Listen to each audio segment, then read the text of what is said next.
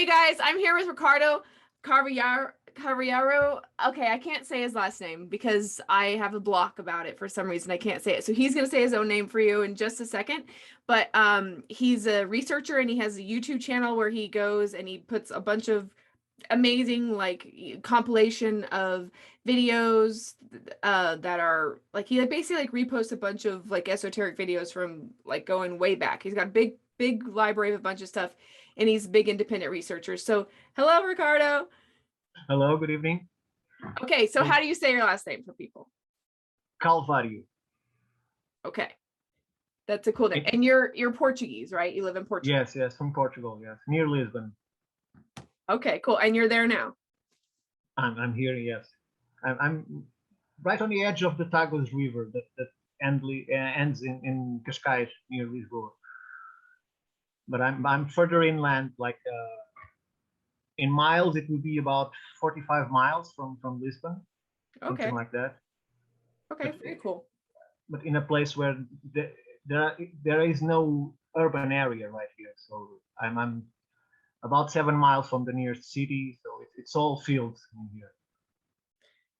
Cool. So you were saying that you have a big library of a bunch of different books and stuff. And how did you come by this like digital library? So I started gathering information from the early times of the internet.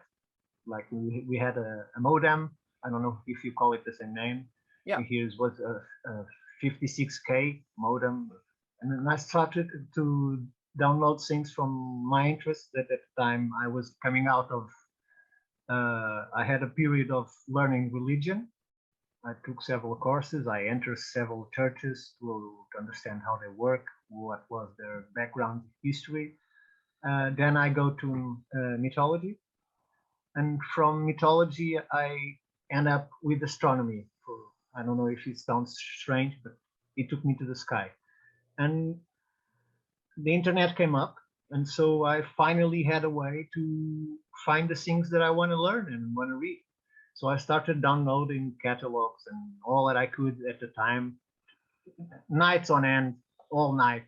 I never left the office. I stayed in the office, keep downloading, and the day began the next day. I was there already still. And then the internet got better. And before there was this torrent thing that we have now, there was one thing called Emule. It still exists. And through Emule, I knew where to go and find books and documentaries and all that stuff before YouTube. And I started gathering information. So by now I have more or less 300,000 books, all in hard drives, tens and tens of thousands of images. So for instance, people go to Egypt and they made a compilation of the files. I asked them if I could keep their photos. So all that have monuments and no people in them, I kept them all. So there was a time that the Cambridge University decided to put online all their catalog, and from there I downloaded all their books until 2006, for instance. So I don't have much novels. It's all about data, more or less. So I by novels I only like things like Lord of the Rings or Carl Sagan. The man behind The Alchemist is Paulo Coelho, for instance. Oh, yes. Zibran, which has marvelous books about conduct. It's all data, basically, and very old books. So what are you planning on doing with these books? Like, what did you want to do with them? So some years ago, I tried to go to the city councils. I believe that's how you call them, and try to implement my library with schools, the seniors, and try if I could provide the service of helping teachers and students to further research types of knowledge. And funny as it may be, no city council accepted. And from the place where I live, it's called Cartaz, the responsible political, she was the responsible for the culture. Let's put it this way, okay? Right. That's why she was having this meeting with me, and she told me letter by letter that their interest is not to increase the knowledge level of the population, but to lower it down. So she said that in so many words, actually. In this exact words, yes. Wow. Translated word by word. That's what you get. It's that. Our How did you interest, even respond to that? considering that she turned up reunions of my daughter's school as the responsible for the culture in the council in the metropolitan area, it was quite cynical from her, because when she go to the meetings, it's all for the kids, it's all for the knowledge, and then when things really come to her desk, that's her answer to this. So from that point on, I did a few things. I managed a city hall that loaned me their amphitheater. So I did a few presentations. I managed to gather some schools to do some plays. But after that, it all died. So I work took their toll too. So we have a family business. So there's no holidays, there's nothing. We just work. And I left that behind. So you don't download like books like that still? You don't keep it going? You know, I still do it. Yes, I still do it. There's many places in the internet that not a lot of people know that have even a bigger library than I, much bigger. So you can go there, type the book you want, and have it. So I'm not sure if it's legal, but it's possible. It's possible. Well, I feel like people like you who are doing this are, especially if you're putting it on hard drives outside of just being in the cloud, I feel like that could one day potentially be, saving the Library of Alexandria kind of thing. I fantasize about that, no doubt, but my fears are from the sun. So I'm not sure if the equipment will survive the end of the cycle. So I don't know. Well, I was gonna say, okay, so like let's talk about this end of cycle thing. So what's your pulse on what do you think is coming for us? Like, so I had a period like 2011 when I found this guy named Brent Miller. Brent with a B. Oh, Brent. BRE. Brent Miller with two L's. Brent Miller. So this guy was defending the idea that the poles shifted regularly. That, for instance, the explanation for the frozen kilometer square frozen forest that exists near Antarctica, for instance, at the bottom. It's because continental shift, and that continental shift had a time period cycle. So this was before I learned from Younger Dryas, from all the cycles that we do know we have in the geological record. That guy called me attention to this because there was a lot of people back then that was creating some fuss about 2012. I think it was a big misunderstanding of what it was. In fact, I do believe that even now there are people that, although they didn't fall for the end of the world 2012 and saw it more like an awakening, didn't realize that in fact that awakening was caused by the galaxy itself. Like the wave that is created by the center of the galaxy that goes across the entire galaxy has a time where it condenses, times when it slows down, and we have these cycles that are around 12,000 years that go ahead to the Great Year, and some events are worse than others. This one is expected to be only a mild one, so I'm expecting that a few of us, if things got really bad, a few of us can manage it. For instance, Bezos, I don't know if his first name is Jeff Bezos from Amazon.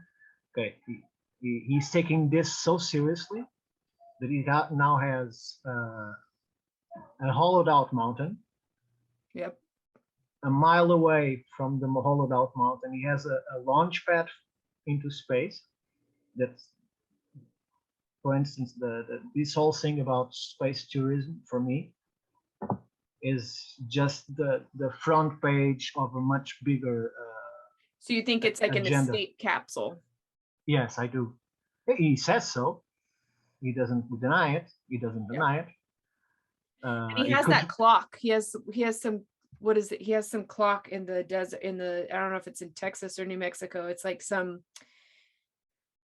giant time capsule that he's buried that like will keep time no matter what happens. I don't know. It's like an indestructible time capsule thing. I didn't know that. What I did recently was to buy a boat that can operate without any sort of electronics. A very big boat. So he now has all fronts. So he can go a week or two into space. He can come down, can go into the bunker, or he can go into the sea if the sea got most of the planet. So he has all the fronts, and that's a lot of millions and millions of, perhaps billions spent on this nonsense of the end of the world. But as I was saying, then Brent Miller called me to look into this. Then I decided that there was a large number of things on what he said that really don't match up with reality. Although I think his material is still valid, and I will post it in my channel if YouTube allows, since YouTube already kicked me out 3 times. So I'm hoping I'm not kicked out again, as I was from Facebook some 6 years ago because of vaccinations that has nothing to do with coronavirus. Just you putting up other information about previous vaccinations. I had to gather information. It's a bit off topic for what I say, but I had to gather information because it was time for my children to go into school, and I didn't want them to be vaccinated. So because the public services have power over children, which they shouldn't, but they do have. There are cases where children really need help from parents, okay? Because there are some parents that should not be parents. Unfortunately, that's true. But they have that power. And when I got to school, I didn't have a certificate of vaccination for my daughter. So they started asking questions, and I gathered a big pile of information to present them, which I did. So my children still are not vaccinated, and incredibly, they have 16 years old, and I never, ever had to take them to a hospital because of the situation of illness. Never, or even we here call it health centers. Not even that. So they went through all the normal diseases from childhood, but they didn't have to go into bed because of it. So, and when they have a cough or something, I prepare something for them, like a boost of vitamin C or some teas, honey, and cinnamon. I think it's how you call it. They do it themselves right now, so I don't even have to do it. So as I was saying, and I already have a strike on YouTube. So the last time they kicked me after True, I already have one that ends 1 January from the next year. So I'm hoping I'm very careful with I'm trying to publish right now. And then I'm using Twitter. So when I see I can't publish a video, I put it on Twitter. If anyone is interested, I freely pass it on by Google Drive. So as any other book. Where was I? Okay, after Brent Miller.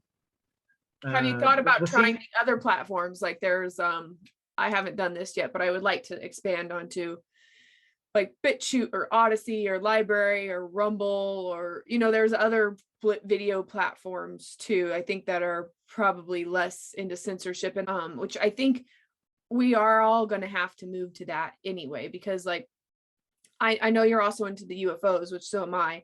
And like, I mean, there's people who aren't talking about, first of all, you should be able to talk anything you want to talk about vaccines. You should be able to talk about COVID. You should be able to talk about anything you want to talk about. Anything at all. Anything, yes. I mean, like, this is like yeah, you should be able to express yourself in any way.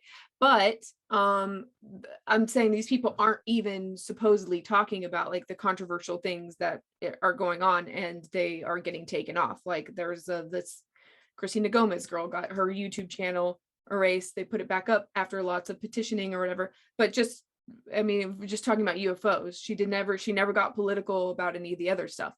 And so I mean, I think like, well, I think we have some sort of weird dogmatic tyranny, one world mafia going on right now. And I think the longer that I don't think it's going to last forever, but while that is having its manifestation, they're definitely going to try to repress all of our voices. So we have to figure out. For sure, yes. Yeah. We definitely have to figure out ways to get out more information. And people can choose to believe it or not. That's their prerogative. But exactly. And in my opinion, we are only able to continue to do this because they have their own agents spreading misinformation, and so it was complicated to let some speak and others don't. So you need to cross a line for them to say no more from you, you're banned.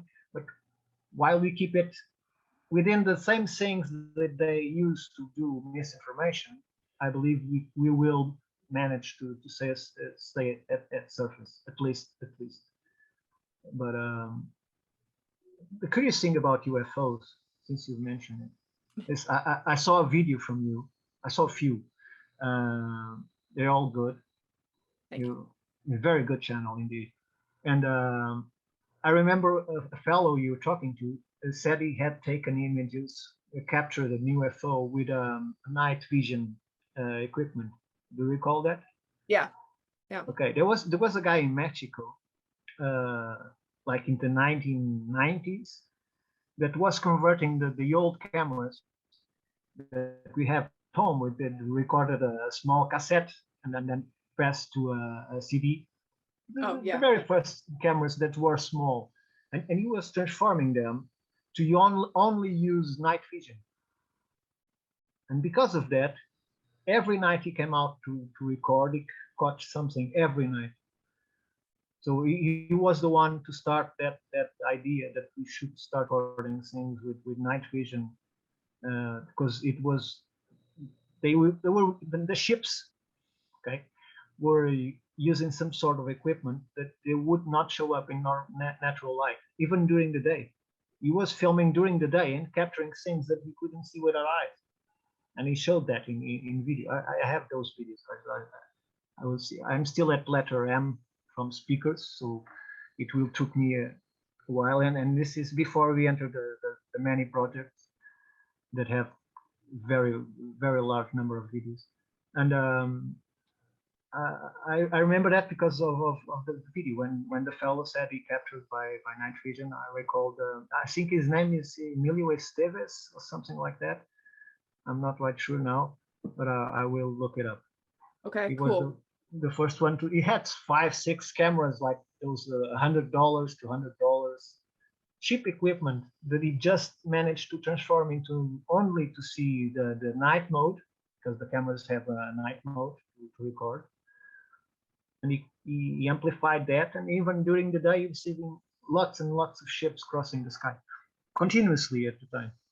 And Mexico is a place with many activities. So yeah, I've seen a lot of UFOs in Mexico. Actually, I had a video about some of my CE5 searching for stuff in Mexico. I've seen UFOs my whole life, though. I'm from Albuquerque, New Mexico, and that's a kind of a hot spot of UFO kind of activity. And like I was born like an hour away from Roswell. But anyway, the thing is for me, it's not even about, are they real? Do they exist? Do they not exist? It's like, if you are still playing around in that camp, like, I don't have time to talk to you anymore. Like, there's there's plenty of resources. There's plenty of videos. Even the government has come out now and said that they're real. Like, there's plenty of ways for you to play in that game if you don't think that they're real. It's like, I'm now in the thing of like, what are they? Where are they? If they're here, like how long have they been here? Are we dealing with time travelers? Are we dealing with interdimensionals? Are we dealing with, like, what exactly are we dealing with? And all of the above. all of the above, apparently, yeah. And then you're also kind of thinking, like, are they the controllers of our reality? Like, what is, like, do they care about us? Are we like ants in a playfield that they just don't, they're driving their highway systems all around all the time, and we're just like little ants on the side of the highway and we don't matter? Or is it like they have a control system on us? Like, it's really hard to know what is what, or what isn't. But yeah, what's your opinion on that? Since you live near Roswell, I one of the things that I had early on when I started studying the matter is that you have Roswell and then you have computers, right? And computers start very, very big with very low capacity.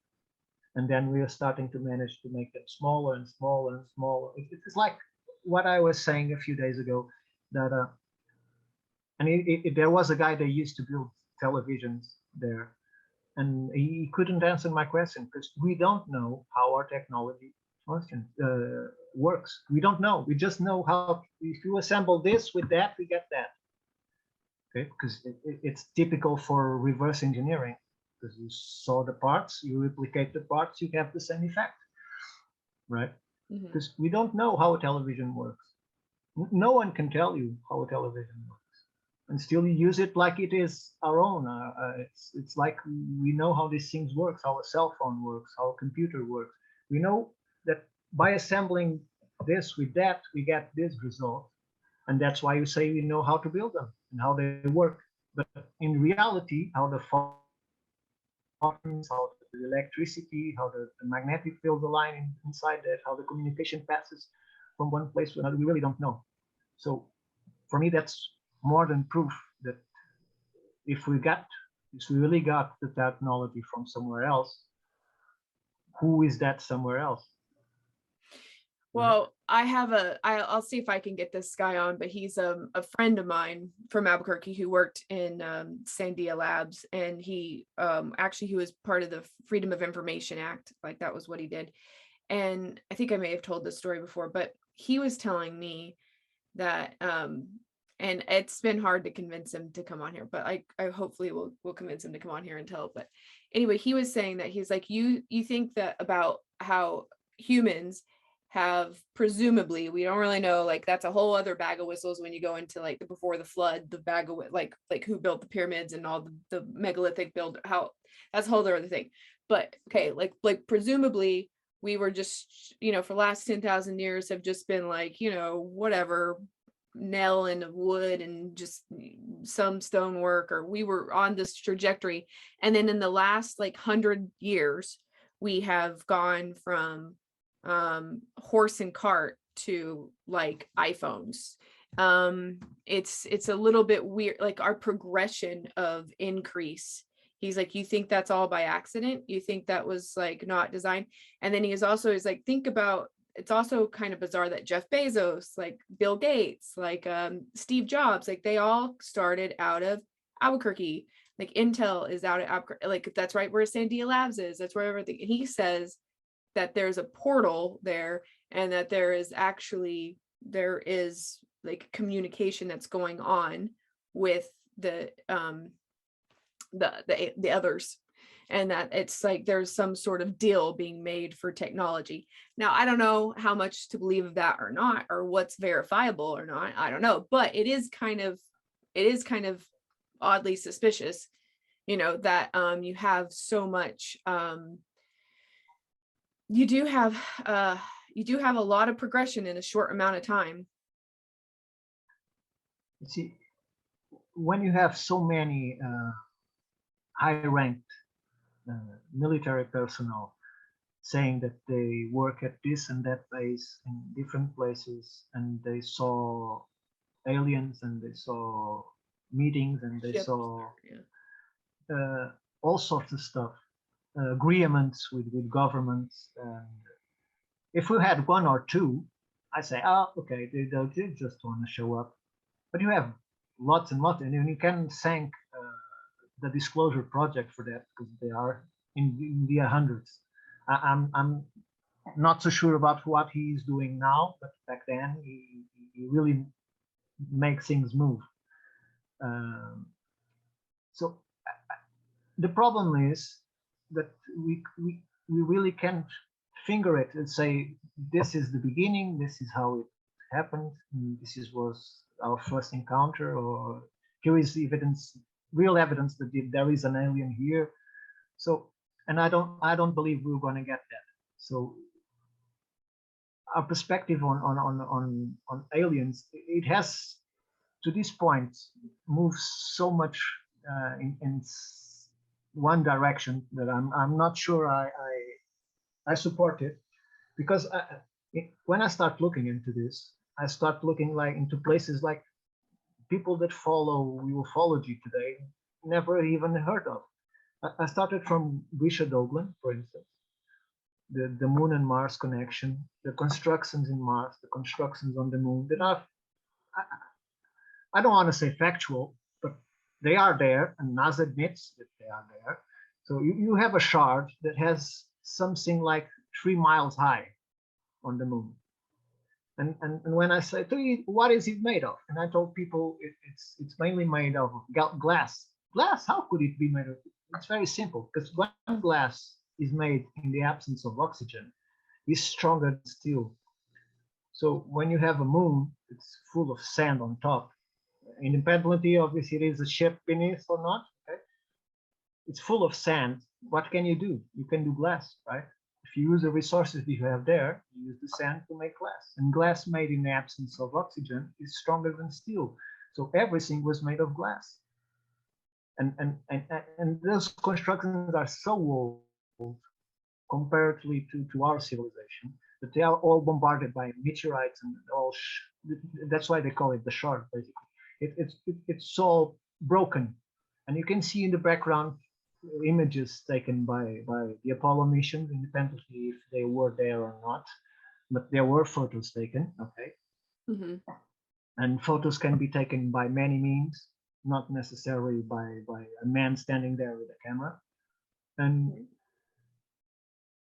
I wouldn't believe in the photos if we did not keep finding the same things through the solar system. You see, we keep finding the same things when man is present and when man isn't present. So man was never gone to Mars from the official disclosure. Although I did have a guy that said to me that his sister was living in Mars and was sending him lots of pictures. And I remember he sent me lots of pictures of Mars. That's real, and they are not marked by NASA. He could have cut them. He could have edited them. I'm sure, but either he had a very fertile imagination, because he always took some detail, and today this happens, that day that happened. And but keeping on the moon, people don't. So if there was constructions in the moon, who did it? Who did them? Why isn't this talked about? How is something that was presented to the UN in a session that took nearly 3 hours to all the representatives? So it's not a joke. Something that was presented to Wait, those so days. who presented it to the UN? I didn't know that. Richard Oglen. Oh, yeah. He's not alone in this. It's a guy named Mike Mars. I'm not sure. I have it in my channel, his presentation. I'm not sure of his name now, but they were the two. They even connected with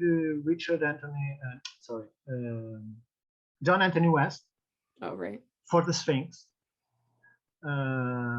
That's how their meeting point was the age of the Sphinx.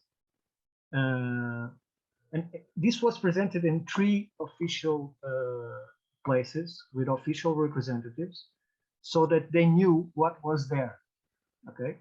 This is why these meetings were done. They were not done to say this might be there, or it was not subjective. Well, I think it's really bizarre. The thing that bothers me the most about the moon, and it's bothered me for the last 10 years, is that, you know, we have not been back since 1972. It's almost 50 years since we've been back. Like, and it doesn't matter if you send a drone or not, or whatever, if you send like satellites around there or whatever, but a human being, not even from China, not from Russia, a human being has not set foot, supposedly, officially, that we know of, on the moon since 1972. Like, why not? That's weird. Perhaps especially when we just print money. We print money like it's nothing. Exactly. Money is no object, at least to them. To them, it is. Right. They said we went from like a horse and a cart to exactly. But notice that point, okay? I think there's a flaw in that point, and that flaw is this one. When we talk about the evolution of man, we are only talking about the evolution of man of this cycle. Yes, that's true. Right? Because when you go further back, we just find stones and we decide, okay, these stones were from primitive man, but from what age? You see, these cycles are not very big. So there was a fellow asking me, how could old civilizations be advanced? If I was talking about Atlantis, and said, so you think Atlantis had planes and computers? And no. That's not what I meant with advanced. There is people in Asia that build bridges from tree roots without killing them. That's advanced to me. Mm-hmm. That's how the most advanced you can be, is to use nature to build your own stuff, right? Without harming it. So to me, that's very advanced. Okay, compared to what we do, is destroy and build. That's much better, right? Exactly. So if we imagine that the cycle is 12,000 years, and we go back 10 cycles, and go 120,000 years, who could tell today of what we have as technology? What would be left for us to find? Absolutely nothing. Not even a city, not even a building, not even a chip, a computer or television. We wouldn't find anything. No planes, no ships, nothing. Well, especially, yeah, I mean, because like, yes, all the base materials do corrode over time, and entropy is a bitch, right? Not only that, but the real catastrophe would blow it all. Even in the United exactly. States, that's what I was going to say. Canyon. Like, plus, look at the coastlines; they are not fixed, and they completely could become submerged, which is where 90% of people live. People keep forgetting there was 2 to 3 mile high, 2 to 3 mile high ice on the Hudson Bay. Wow. Yeah. That's very, very high. That's a lot of ice. And when you take that portion of ice from the top of the land, you're going to have isostatic movement.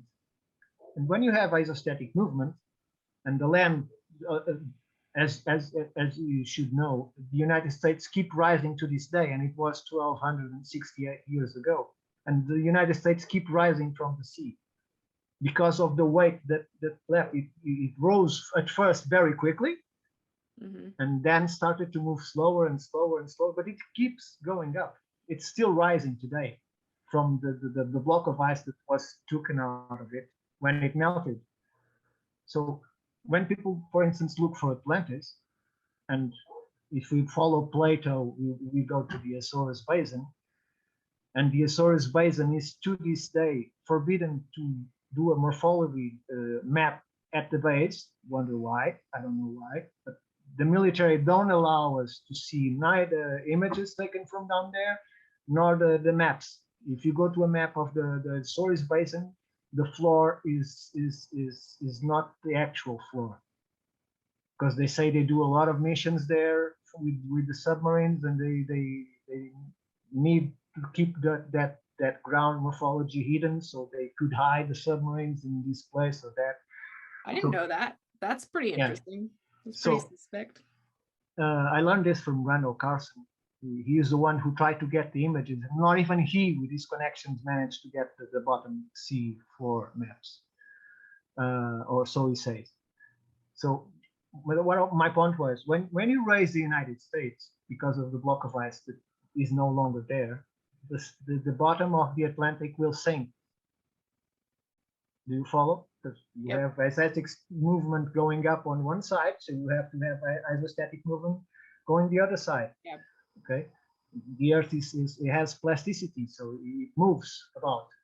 So if we took Atlantis to the bottom and you only have 3 peaks now, we wouldn't find anything about it. They couldn't have, they could have planes and all that stuff. I'm not saying they did, but they could. We wouldn't find absolutely anything. Okay. And we keep finding. And even if, like, let's say, I don't know, like they have these like iron cord things, like they have these mulky stones, they have things, we have weird like tektites, we have like really weird kind of bizarre rocks that are found everywhere, right?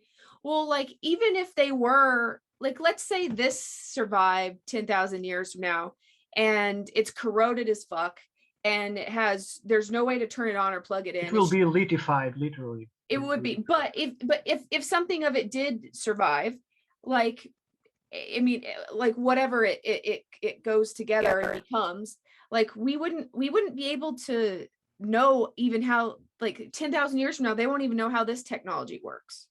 You know what I'm saying? Like, so I think about that, but I also think about the fact that, like, okay, until Benjamin Franklin, we had electricity or whatever, and he discovered electricity. He didn't invent electricity. Electricity is something that exists. I like to say rediscovered. Okay, rediscovered. But what I'm saying is there could be another kind of electricity, meaning there could be something not electricity, but similar to it that we haven't even touched upon or rediscovered, that was used, and that we could be looking at it in front of our nose. And we could be looking at like remnants of it and have just no context and have just. For instance, you might know the answer to this question. I do not. At the top of the pyramids, there was a gold top covering the last stone, and the metal. And this is why what I don't know. It's why the metal was called electrum. And how do an ancient word be translated to electrum? See the problem that's coming here. How did the Egyptians? How did the translator grab the original word in Egyptian and translate it to electrum? Why? Yeah, I don't know. That's the thing, is like those. I mean, I 100% can tell you with every being of mine is that, like, those are functional. They're not tombs of pharaohs. Like there is a definite functional component to them, and I think that I think it involved electricity. I really do. But yeah, like I think, like, I get where you're going with that, and yeah. I followed there is a guy in YouTube, very known. It's called an Ancient Architects. I'm not sure you ever heard the channel. Ancient Architects. Is it Matt Simpson? Or... Yes, exactly. Yeah. Okay, and he makes a very interesting path when he studies something. And when he studied the pyramids, he found out that the pyramids were not a one-time built monument. That they first were used for something. There was just the base and the water, and there was something they were doing with the water. Then it was retransformed and got a little bit bigger, and then it got the final stage that we see here. I'm not sure if he is correct, but I do believe personally that the pyramids might have had more than one function through time. Oh yeah, I think so. I think they could have been reappropriated by other civilizations afterwards, and that's even when I went to the Valley of the Kings, where where the pharaohs actually are buried. There's a lot of ventilation and there is like these holes for where you would have been able to get water and stuff. And if this is just supposed to be a tomb where you put your dead king and then you close it up, like why does there need to be air ventilation? And I guess you could say, well, for the workers who were working in it, but for a very short duration of time, like the opening to the tomb would have probably sufficed. So I think like when I got there, they have a big model in like when you're paying before you go in. Like you can only, what's interesting about the Valley of the Kings is there's, I don't know, hundreds of different tombs you can go into, but you can only go into 3. So when your ticket that you buy only allows you access into 3 because there's so many people, they can't have you going into every single one. So you kind of have to choose your, your who you want to go into with. And that's not easy. Yeah, that's not easy. And a lot of times you have to choose based on who's waiting in line to go into this one versus this one versus this one. And at the beginning, when you go in, they mark which one you've gone into. And it's not just like I mean, they do this because of practicality, right? Not a lot of people can go into them and there's millions of people there. So, when you look at a model of the way that the mountains are and how those things go in, it was a city. It was like a grounded city. And the reason that I think, this is my theory, but I also it makes sense. Mohammed Ibrahim even said, he was like, yeah, you think this could have been like, he thought it could have been a city too. And I think that they reappropriated it later on and made it into tombs. Yes. And yes. But originally, I think the way that the thing was built out, I mean, every tomb has, it's not like one room, one cavity it has bedrooms. They have they're little houses, basically, if you really think about it. And it's a giant city in this mountain. They describe it today as the places where they store different things for the after death. Right. But I never thought about it like that. But I think you're right. Yes, it must have been, and it takes us again to the cycle, because if you go to Turkey, you find places that could keep 10,000 people, even more. So and they are trying to tell us that a place like that has only one entrance and is used for defense. So if you want to kill the people who are inside, you just cover all the holes for the breathing with something, because they are visible, and it's it. The insurrection is over because you kill everyone inside it. It makes no sense. When you make something that has very narrow entrance and is very big inside, it's because you want to shield yourself from what's outside. Not, you see what I mean? Like, not people, but weather or exactly, giant flooding or it makes no sense in military defense, at least in Turkey, and I watched them from this perspective. It makes no sense at all, the theory that they are running now to explain why they were there. So I mean, there are like cave systems, and people living in caves has been, I mean, they don't call it caveman for nothing, but like, I mean, like there are so much things that we don't even know about those. Like when you go to Hatshepsut's temple in Egypt, like it's like this giant cliff face that it's built underneath, and there's you can look up and you can see that there's like cave openings and there's doors and there's things all in this mountain, but you don't get to go like as a tourist, or like these things are off limit. This is not anything that anybody goes into and talks about. And even like in Egypt, like the Giza Plateau is like, there's so many rumors about like the tunnel systems that exist underneath there. And all stuff, but we never get to go do that. We don't get to know about that in more detail than what we know. Like there's, everything has these kind of gatekeepers that keep information from us, and that bothers me. I wonder what that's all about. I don't know how to get around that. You have a guy, I don't know if you know about Kerry Cassidy and Bill Ryan. Yeah, from Camelot, Project Camelot. Camelot, Avalon, or Avalon conferences. Okay, it's both. It's both. They created the Avalon, and I don't know if the second was Camelot, exactly because of what I'm about to say. They were doing great work, they pushing people forward that they had no voice, and with them they managed to spread their words, true or not, into the world. It's up to us to decide. And suddenly this guy appears, and I'm about to publish those two videos. It's called The Secret Rulers of the World.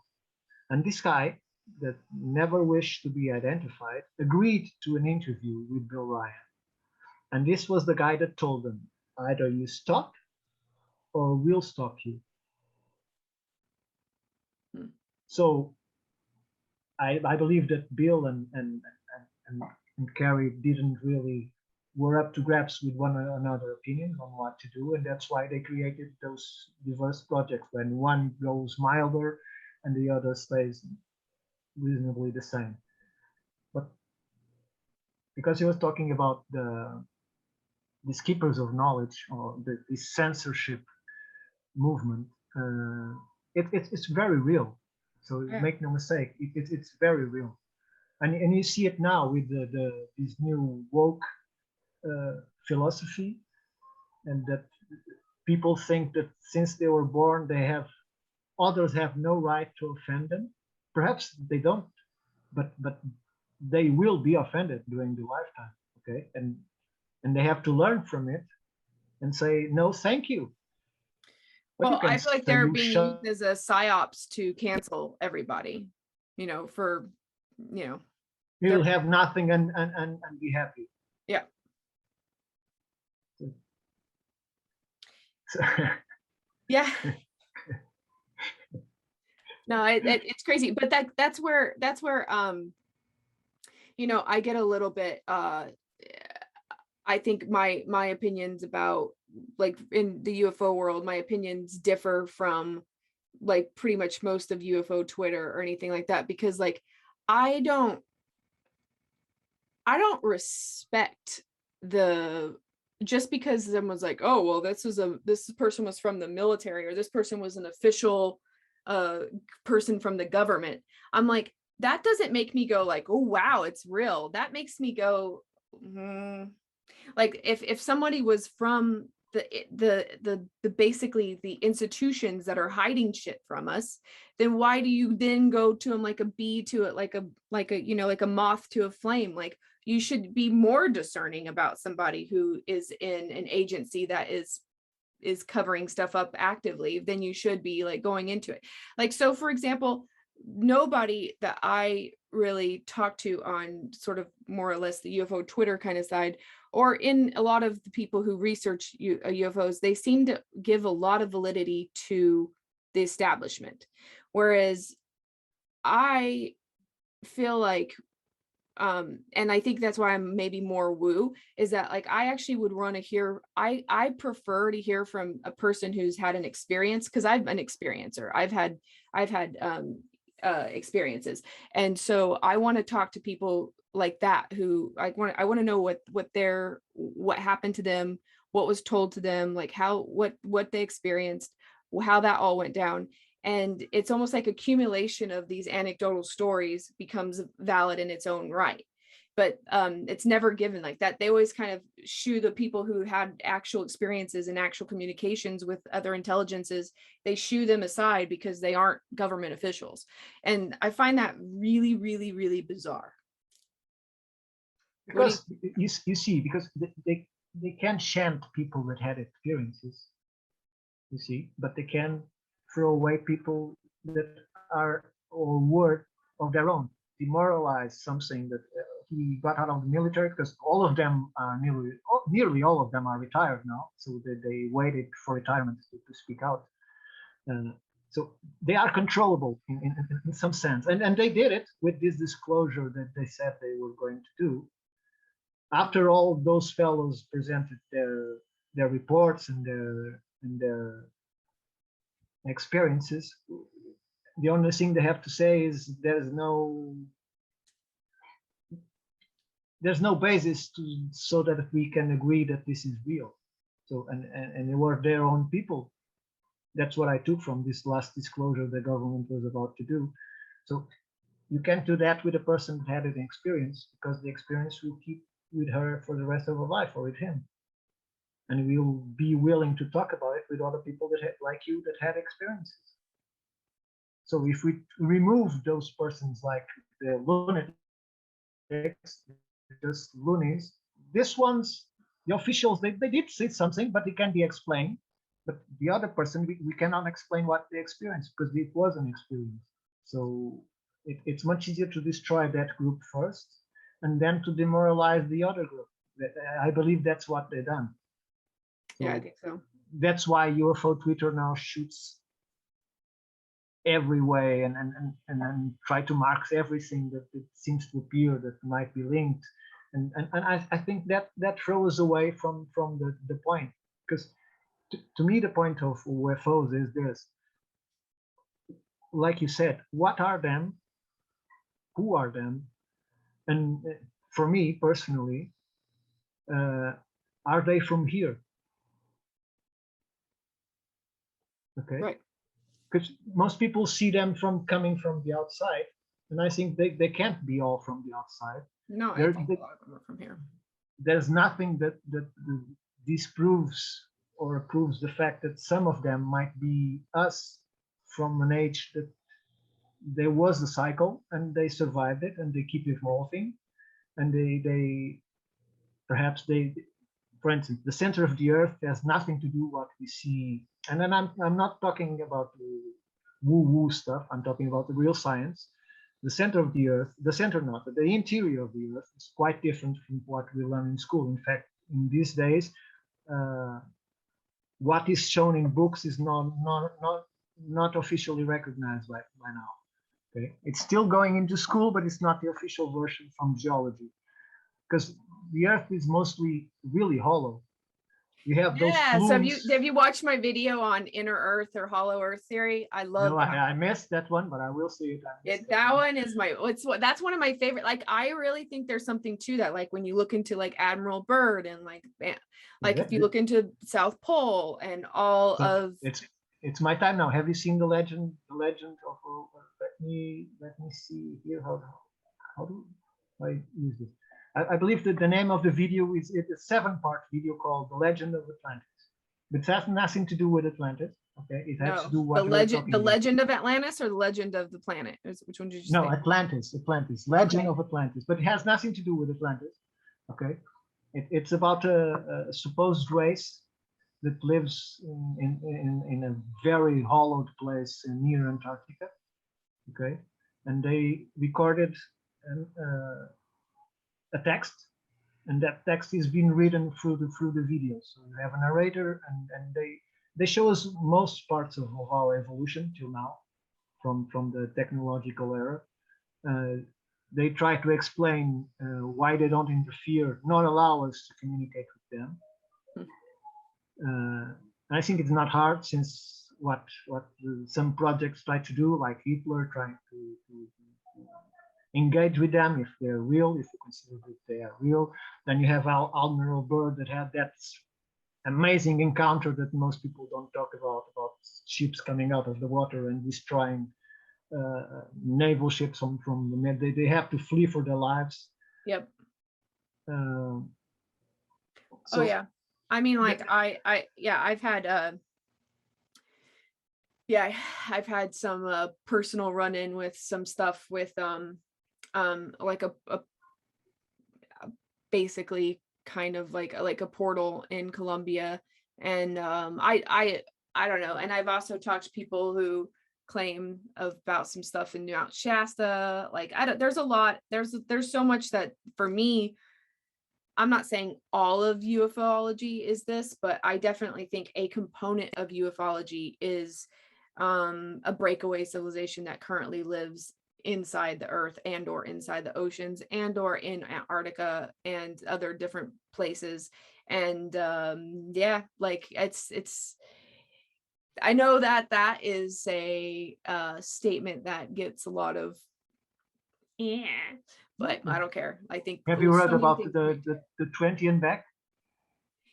Yeah, the like all the where like they de-age you 20 years and then they sent you into missions, mostly in Send your space. missions into space, or I've heard. But the interesting part about what you're talking about is this fellow, I can't remember his name right now, but the one behind all this movement, the 2020 and back, he has several meetings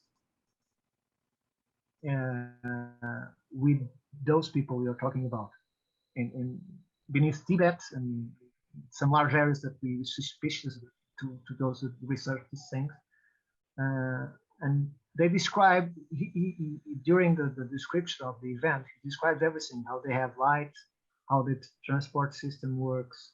And it's too detailed to be something written in a rush, okay? If he really came up with all that, it's a lot of stuff, because so you have an idea, the complete compilation of information he has goes more than 100 hours of description. So it's a lot of description, okay? And perhaps this got a not so good start because he was first introduced by David Wilcock. And David Wilcock. You're talking about Corey Good. Corey Good, exactly, that's it. And David Wilcock, for me, it's a hard person to accept.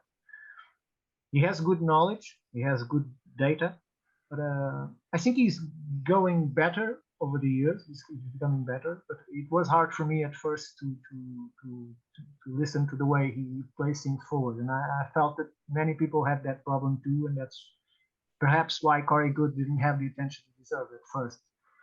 So yeah, I mean, like it's like with Corey Good, David Wilcock, Stephen Greer, like whatever, like all these people, they get such egos in a way, I suppose, to where and they make such like bogus claims that can't be verified, to where the other communities basically just, but like I mean, I mentioned Corey Good's name on a, not even saying one thing or another about whether I liked him or disliked him. I just mentioned his name, and somebody on my YouTube was just like, oh, something about how like they were gonna like not follow me anymore because of that. And it was just like, he got offended. You so offended someone to a point where it's like yeah, offended to a point of, okay, like everything you've ever said is invalid because you mentioned this dude's name. It's like, wow, like we have such a weird, like people throw the baby out with the bathwater, like completely, just like they make their mind up about one thing and then it's completely off. And it's the other thing that's weird is about Greer is they'll just say things like like I saw people talking, what was an example? It was something the other day where he saw them saying like he said, oh, he was offered some amount of money, I don't know what, to be quiet about this or whatever, and he didn't take it or whatever. And the amount of money was like, maybe he said he was offered $1 billion or something outrageous, right? And then so like I saw a bunch of comments where people like were like, he's a complete joke, what a this, what a that, blah, blah, blah, blah, blah. They just took that one comment and went off on everything, and it doesn't even matter anything else he's ever done or anything else he's ever said. And it's just the craziest thing to me. Like for me, I listen to everything that compels me, and then I decide to take the parts of it I like and then not the parts I don't like. I don't think anybody has 100% of the truth of anything, but a lot of them have. If for my own personal body and my own personal self, like I have, my discernment works in this way. Like I feel like I kind of feel like a heart opening, like a compulsion push forward, like physically in my body, whenever something is like, I'm not necessarily saying it's true, but it's something that is for me. It's interesting. I need to hear more about it. And then when it's something that I don't like, I feel like I push back or whatever. And so I kind of just listen to my body. I don't care what everybody else says. Like I just sort of kind of go with what compels me and what repels me. Compels, repels. And that's how I would live life, right? And I don't understand this whole, like, we all have to get on one narrative. We have to find the one thing that's true, and anything that we don't like, anybody who likes him is an asshole. That's it. It's very weird. That's my biggest struggle. If you read anything that I wrote, my biggest struggle is with absolutism, because people are not looking to learn. People are expecting when they see something that the person speaking confirm what they think they know. Yes. Because I don't agree what he's saying. Next channel, this guy's a buffoon. Give me the next one. Yep. Okay. People want agreement, and if we all agree, we learn nothing. It's true. You must disagree, or even agree to disagree, and keep discussing the matter. Because if we don't allow new ideas to come forth, for lunatic as they might be, we can't move forward. See, that's why science is stagnated. That's why archaeology is stagnated. That's why geology is stagnated, because we live in an absolutistic movement of knowledge, that anything that contradicts what is written 150 years ago, it must be wrong, so throw it away. And people follow this line of thought, because I see many people that ask me something on Twitter or about this or that, and I say, I really don't know. I heard so many things. I really don't know what it could be. But I find funny this and this and that. And people, no, you must form an opinion. No, that is my opinion. See, because that's how I started this. People, when they listen to something that confirms what they think it's true, and when it doesn't, they got offended. And they got offended, and then you get those weird messages in YouTube about people who don't like what they saw. And that's why I very much appreciate your channel, because you go from the most serious of things to unicorns. See, I love the unicorn program. See, and for most people, perhaps listening to about someone that had an experience with a unicorn, who go, oh my dear Lord, where am I? I need to change this. Okay, so people forget that unicorns have something that they cannot deny. You see, Vikings made fortunes fooling people that they're buying unicorn horns. They killed narwhals, and then the narwhal, it was the most valuable thing to sell in that era. They made fortunes of it. They killed hundreds and thousands of narwhals to sell those narwhals tooth. It's not a horn, it's a tooth. Yep. So if people were so desperate to buy them, there must be some truth to the story. Because if there wasn't any truth to the story, people wouldn't spend that amount of money to collect something that perhaps they even knew that it wasn't real. The tooth, not the unicorn. See? Right. So there must be something to that story. I never saw one, but I wouldn't go forward and say it does not exist, because who am I to say what exists and what doesn't? You see, until I experience it, I haven't seen it, but I'm not going to say it does not exist. So, well, and I think that's you know, I have a way of being that is I'm very open-minded, but I'm also like you, I am always willing to change my opinion. Like that's just exactly I on the spot. Want my mind to be on the spot. I could change my opinion. I want you to change my mind. Like I want to learn something new. I want to know more.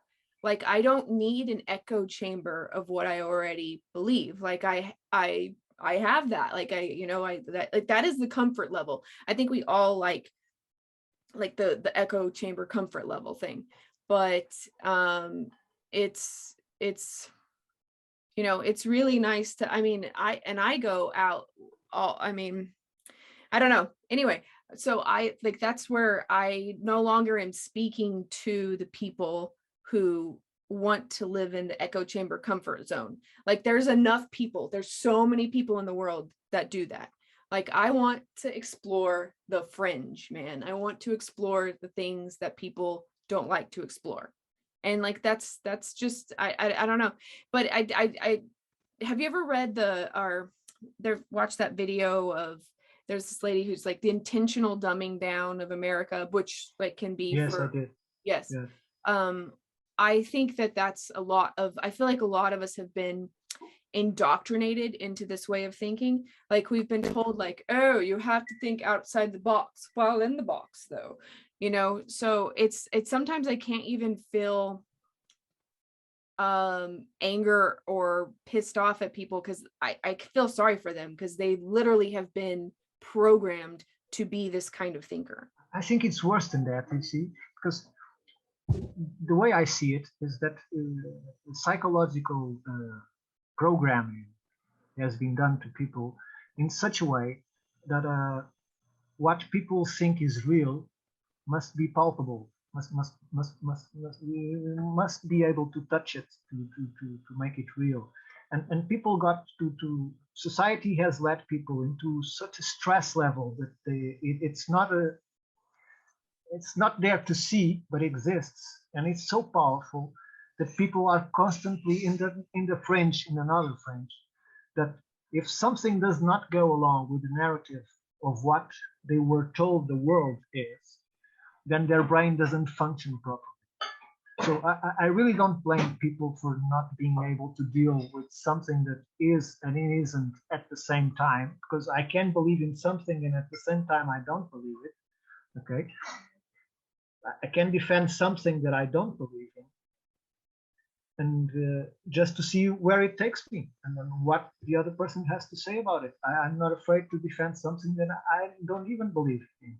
So, but for most people, unfortunately, there's a mind break that doesn't allow to pass that point because they become emotionally unstable, and then they do become. It's like you trying to tell a Christian that correct. This is just an example, okay? Mhm. Trying to show evidence to a Christian that Christ never existed.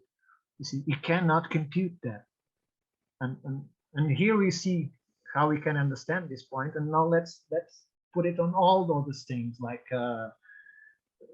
UFOs, like ancient civilization techniques, like everything, because people need to be emotionally stable, and if you disturb that even just a little bit, they break down. So the body doesn't allow them to break down, so they reject it immediately. The latest one I've been seeing people have a big rejection towards is time travel.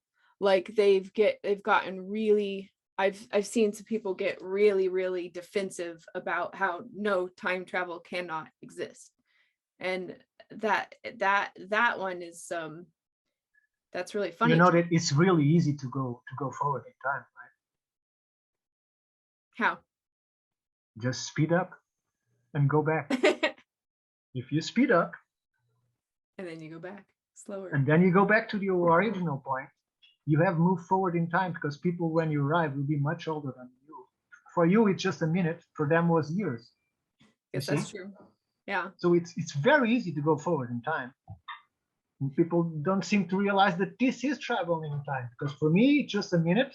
Let's imagine 5 times the speed of light in each direction. Okay. If I go 2 minutes, 1 minute, 5 times the speed of light in one direction and come back the same direction at the same speed, for me, it was 2 minutes. For the people that are here, perhaps it's 100 years. You see? Yeah, I mean, I guess it's that thing with the twins in space, right? Like when they're like, if one goes to, I don't know, like they did have the twins in space. Yes, I see. I know what you're talking about. Yes. So moving forward is real easy. You just need to find a way to go fast.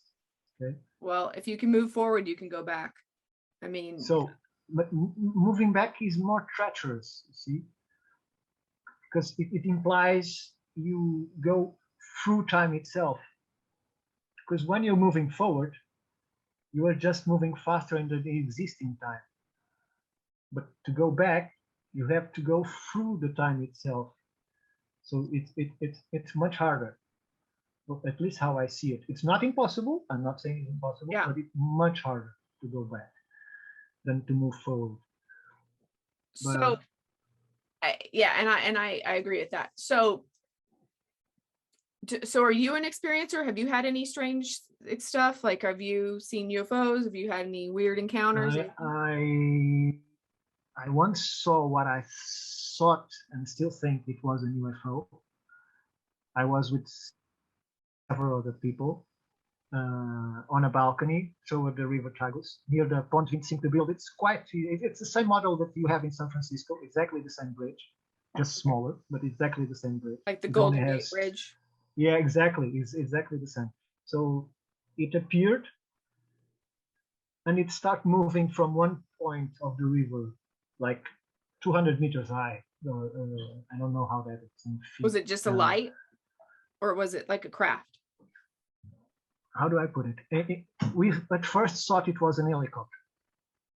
Okay, we just realized it couldn't be because it moved from one point to another nearly instantly, and it covered very vast distance in just 1-2 seconds. It's good. See, so we thought, no, it's not an helicopter, and it kept doing this for about 6 to 7 minutes, and then a real helicopter showed up, and it just faded away, and we never saw it again. But it was doing this dance above the river, backs and forward, and the first time we spotted it, we thought it was a helicopter because it was like glowing. It's not a light like a spotlight. It was glowing. It was different. So we could see it like a lamp of the bridge itself that has come off and was hanging around in the air. Okay, like a firefly or something. Yeah, something like that, but strong. We could see it far away. So he said it's an helicopter. Perhaps someone fell into the water or something, and then he saw it move like in the blink of an eye from one point to another. Say, "Whoa, this isn't an helicopter," and planes do not stop in the air. So there is one that does, but it was not the case. It makes too much noise. I've witnessed it. So there was no noise at all, And the helicopter that arrived was doing a lot of noise. So it's easy to see that it was not something that was powered by conventional means. Let's put it like this. So, but even that, anti-gravity is not something that it's unknown to humans. So there are many diagrams from closed projects that show exactly how to build them, how to use them, how to maneuver them since the Nazi area. So not area, timeline. Yeah. So if they work or not, I'm not sure, but I do believe they do, since we can today levitate things with sound, for instance. Small things, but it's a start. Small things, right? And the bug wings. Have you seen that whole like how the back of bug wings like levitate above each other? Like that's how bugs. It generates lift. Yeah. Yeah, that thing is super cool. We got to figure out how to do that on a mass scale. Yeah. Besides that, I only had a time experience. So we made an impossible journey during an impossible time interval. So I went from Carnichido, is near Lisbon, to a further point of Cascais. Okay, it's about 35 miles, perhaps 40 miles in your measures. And we did it with a very old car. It was my first car, a Bug, in 7 minutes. So it was an emergency. So the fellow I was with received a call from his mother. This was when the phones first came up and was maneuverable enough to carry one in the hand. Okay. He received the phone from a mother that one of the dogs was dying, and he's all an animal guy, so he got all upset. So we put ourselves in the car and get ready for the 25-minute voyage. Okay? It was a 45 horsepower car, so you can do miracles. Go that fast, right? And it's a very twisted road. It's called marginal. It's close to the sea, so it all goes round and round. And to this day, it's impossible. Whatever car you have, it's impossible to do it. And we were 4 witnesses because we have the call, the time of the call. And when he got there, he went to do what he had to do, and his girlfriend tapped me in the shoulder and said, "How is it possible that it has only passed 7 minutes since we left, since he got the call?" So all our clocks showed the same time for 1 or 2 minutes.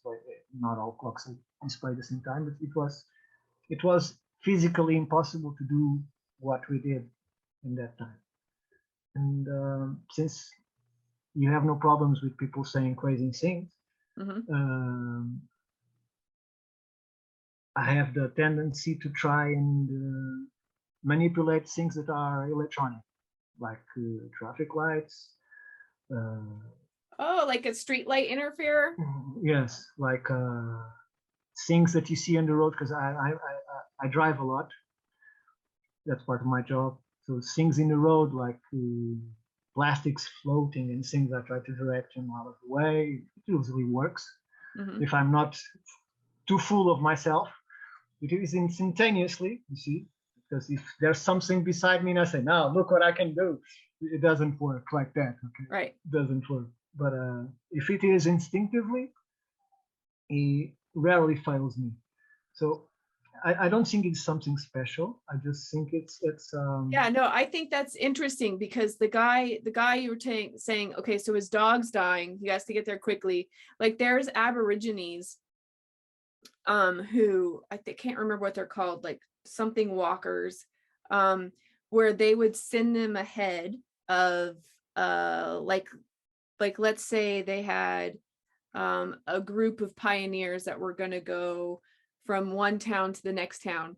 Well, like the whatever travel walker, or can't remember what the name they use, would go forth and tell them that they're coming and come back, like because like they can like skip days, like they can walk, like they can do impossible, they can do impossible by locating. And I feel like with the will, you can kind of do that. And there's a lot of examples of people who have bilocated or, you know, sped up things. But yeah, I think that's really cool. Yeah. So I feel like that's like, I feel like you're becoming like a new human, right? Because I think eventually we will have instant manifestation more.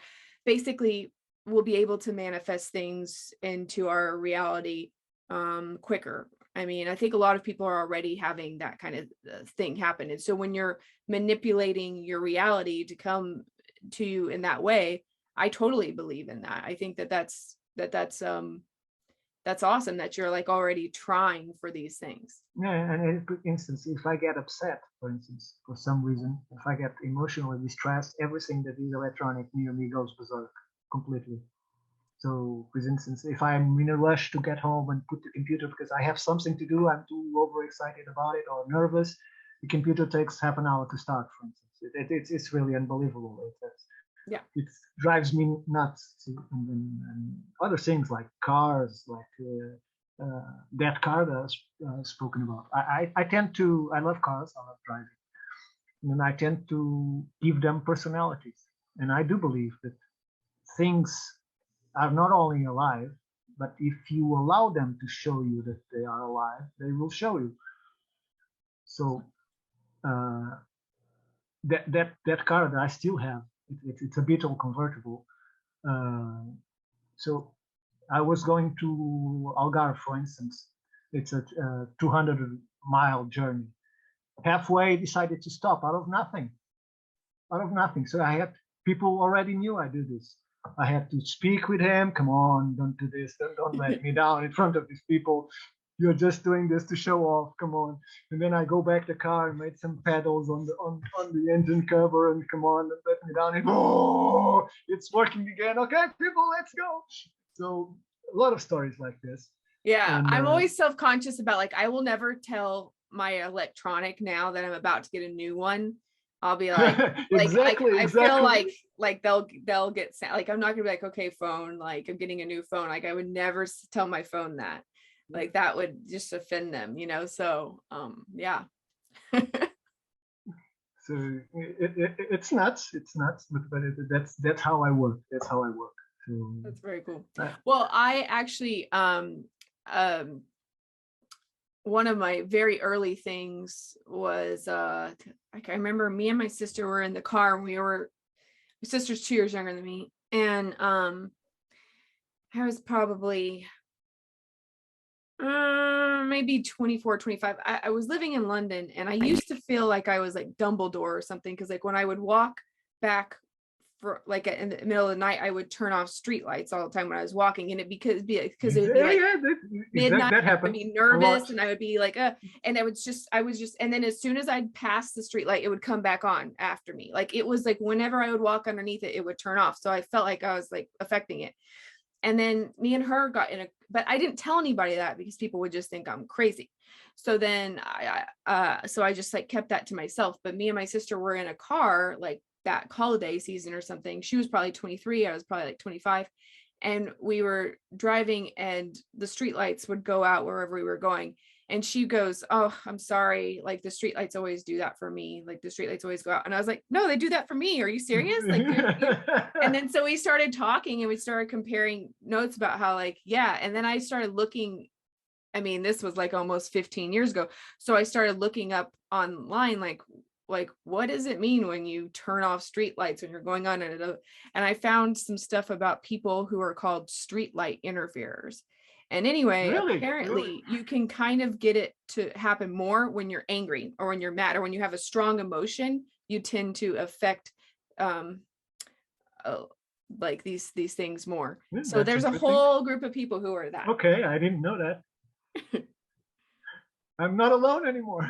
No. And with the electronics, it's, yeah, I mean, like I have an uncle who like can't wear watches or anything like that. It just kills everything. Okay, that's interesting. So it's a thing. It's a thing. We are electromagnetic beings, and you know, and we I did try that you put a glass cover on top of a very light paper with a needle. Oh yeah. Then you try to move the paper with your thought or with your hand. Never managed to do that. And I did try. I'm not ashamed to say I've tried the spoon bending. I can't get the spoon to bend. But what I did was those globes that have electricity in them. You know what I'm talking about? Yeah, like a Tesla ball inside. Yeah. Yes. So I what I used to do is to pull lightning some like this distance, for instance, from it, instead of by touching the glass. Just focus on one point. Some I believe this is 1 inch. You call it this 1 inch, right? Yeah, about an inch. Okay, about an inch, and then I see the sparking of coming out of the glass and going to the finger. So it's with a game I used to play with a friend of mine. He got one of those balls. So those are cool. Yeah. So okay, crazy stuff, but it's good to be crazy. It is. I mean, the thing is it's like I kind of feel like our reality is a little bit of Play-Doh, so we might be able to manipulate it more than we think. Yeah, but we are the ones that got out of the cave, and I'm trying to say to the others, look, there's shadows. They say, no, you're crazy. That's reality right there. So I used to play with that because I think that Plato was definitely on the spot with the allegory of the cave, because that's exactly what's going on. So you have these shadow figures, so controlling the strings of the visual people that we think are in control, and people keep going and keep voting, and I really don't understand how people believe that. And I normally say this when I have elections in my country. I say, let's make everyone vote blank, and then at night let's sit in front of the TV and see the results come normally. Right. Yeah, I mean, what I'm saying?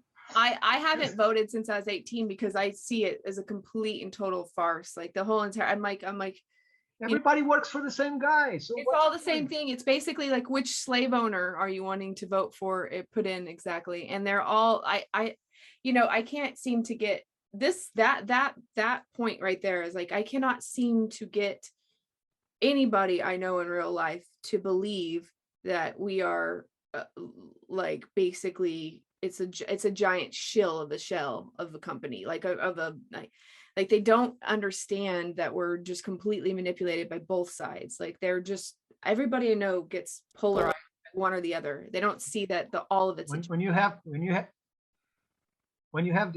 very United States releasing a document showing that they used a Vietnamese boat, military boat, with American soldiers dressed as Vietnamese that attacked the position held by the Americans before the war started, and that was what started the war. And they admitted that they did it in a recent the Vietnam document. War.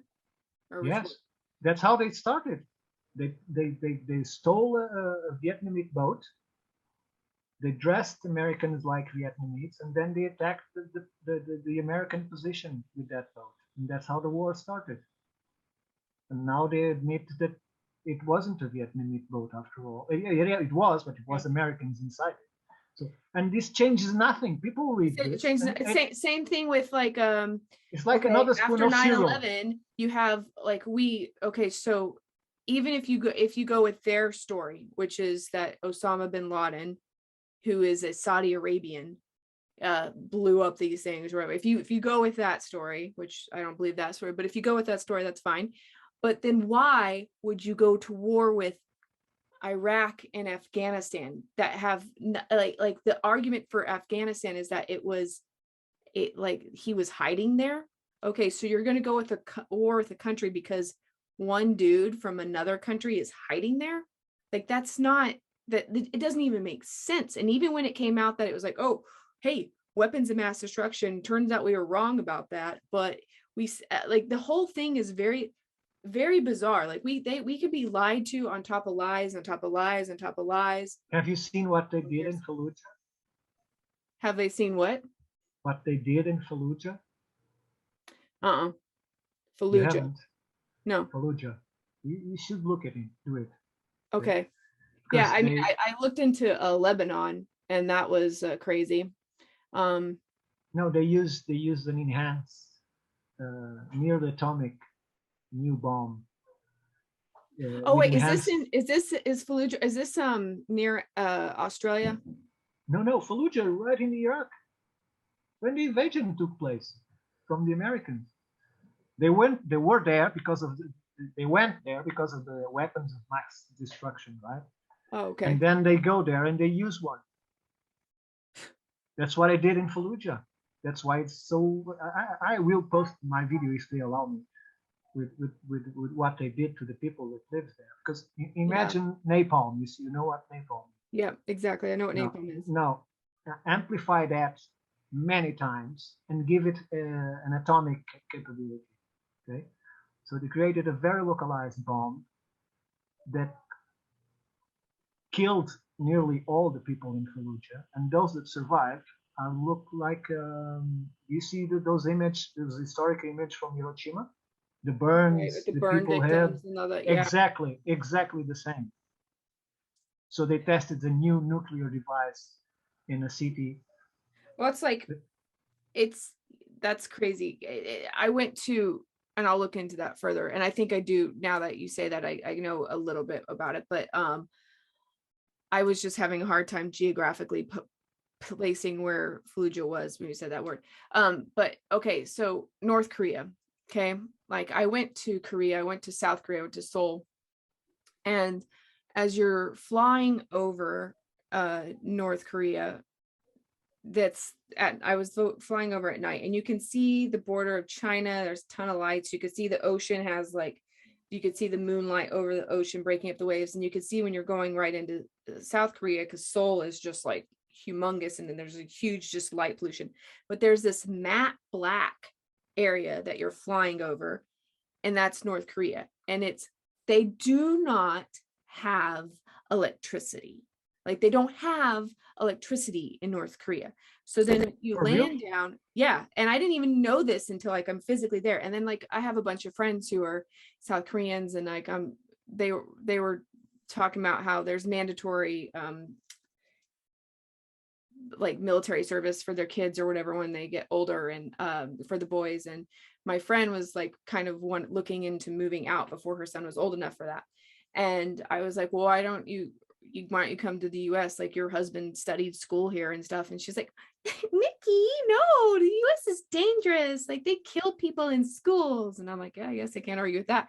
And I'm like, but what are you talking about? You live next to North Korea. They have like all these nukes and stuff. And she's like, and all my, like, I have three or four like good South Korean friends, and they were all like, Nikki, they're like babies. No, they don't even have electricity. They're not scared. Like, that's all propaganda, like that.